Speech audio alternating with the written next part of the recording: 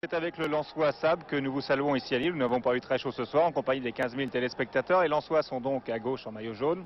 Ils sont des familiers de tous ceux qui regardent le football à la télévision. Vous avez vu, nous sommes déjà à la 16e minute, que le gardien Édouard a fait une belle interception devant Françoise, l'avant-centre de Lens qui faisait sa rentrée ce soir. Dunkerque est donc à droite. Alors les Dunkerquois sont moins connus. Ils sont deuxième du groupe B de deuxième division. Ils envisagent d'accéder à la première division. Leur entraîneur est Élie Fruchard, un ancien Lensois. Il y a parmi eux aussi un autre ancien Lensois qui est aidé, le numéro 10.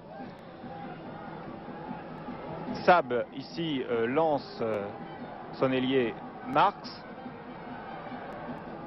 Un centre, et vous allez voir l'une des plus belles occasions pour Lens au cours de cette première mi-temps. Sab à nouveau à la balle, passe au travers de tout le rideau défensif, occasion pour Bousdira et occasion ratée. Donc toujours 0-0, une autre occasion maintenant, mais côté Dunkerquois car le match est très équilibré en première mi-temps. Nous sommes à quelques minutes de la fin de la première mi-temps. Et cette occasion, vous allez le voir, va être ratée par l'avant-centre Vekic, l'un des deux Yougoslaves de cette équipe de Dunkerque. Débordement de Garnier, qui est le buteur de l'équipe de Dunkerque, et reprise ratée de Vekic. 0-0, donc après 45 minutes de jeu. L'équipe de Lens ayant beaucoup de difficultés à passer un rideau défensif très épais mis en place par Élie Fruchard. Les Dunkerquois laissant le milieu du terrain complètement libre et faisant un double rideau avec le milieu de terrain et avec les ailiers très repliés, laissant seulement deux attaquants en pointe. Voilà, Didier Six est hors jeu, Didier Six que l'on n'a pas beaucoup vu au cours de ce match de football. Nous arrivons à la deuxième mi-temps maintenant et 51e minute. Tout de suite, Edé, qui est un ancien joueur de Lens, donc comme je vous l'ai dit, est en possession du ballon. Il le passe à Garnier, qui est le buteur de cette équipe. Il a marqué 16 buts déjà en championnat de deuxième division. Regardez bien, bon tir du pied droit après avoir éliminé Leclerc et Tempé, qui était avancé sur cette action, mais en corner.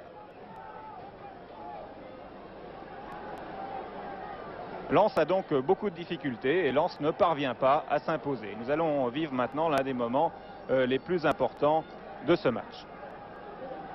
Bousdira, auparavant une attaque lensoise, avant le moment le plus important du match, une attaque lensoise et jolie, l'arrière monté donc sur son aile droite, va tirer de 30 mètres un très beau tir long et lourd qui allait directement dans la lucarne et un bel arrêt d'Edouard. Edouard qui relance le jeu, nous franchissons quelques minutes et nous arrivons donc maintenant à la 68e minute. Leclerc est pressé par Vekic et cela faisait partie des consignes données par Fruchard à son équipe de Dunkerque. Leclerc parvient tout de même à se dégager. L'équipe de Lens repart au petit trou. Vous voyez que ce match ne va pas très vite côté lensois. Et puis il y a maintenant un coup franc sur Vekic. Voilà. Coup franc sur la ligne médiane pratiquement. Ce coup franc qui va être tiré dans quelques instants par l'arrière Gors, qui prend son temps. Nous sommes à la 68e minute, il y a toujours 0-0 et on se dit que pourquoi pas cette équipe de Dunkerque pourrait créer l'une des surprises de cette soirée. Alors le coup franc est tiré par Gors, il va remettre le ballon en place, ça ne lui convient pas. Et regardez bien sur l'action, tout de suite, Vekic et Hopkin vont se gêner et Stoji, qui est l'autre ailier yougoslave, profite de l'aubaine, tire doucement, Tempé prend la balle du bout des doigts, l'échappe en retombant et la pousse avec sa tête. C'est un but peu banal, comme on en voit rarement dans le monde du football. Et comme nous n'avons pas de ralenti ce soir avec les moyens à chef, nous allons tout de même vous remontrer ce but deux fois. À partir d'abord du coup franc, tiré par Gors, voilà.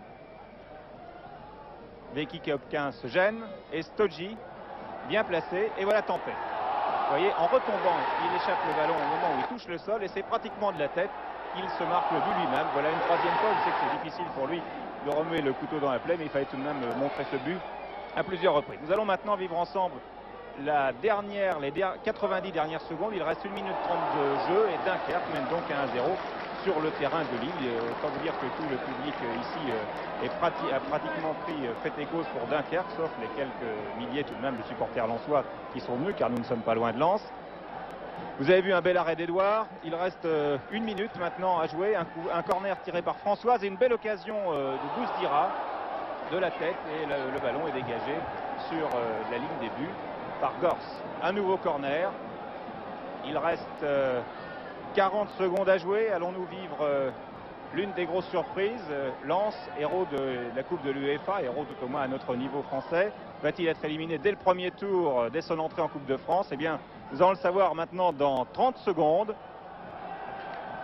Balle en 6 mètres, Françoise, il reste 15 secondes et vous allez voir que là les Dunkerquois vont se comporter comme des vieux briscards et qu'ils vont gagner du temps au maximum. Voilà, Edouard passe le ballon à un de ses défenseurs qui va faire semblant de dégager, qui va reprendre son temps. Enfin, nous connaissons tous cette musique en football et on sait que quand une équipe veut gagner du temps, eh bien c'est comme ça qu'elle s'y prend. Et Dunkerque a utilisé les vieilles bonnes recettes. Et il reste 15 secondes. Voilà. Et c'est le dégagement, il reste même plus 15 secondes, il reste 4, 5, 3, 2, 1, et voilà, l'arbitre siffle, et c'est la grosse surprise ce soir. Vous voyez que les foot avait fait, si je puis dire, à son niveau, le bon choix en ce qui concerne le 32e de finale de la Coupe de France.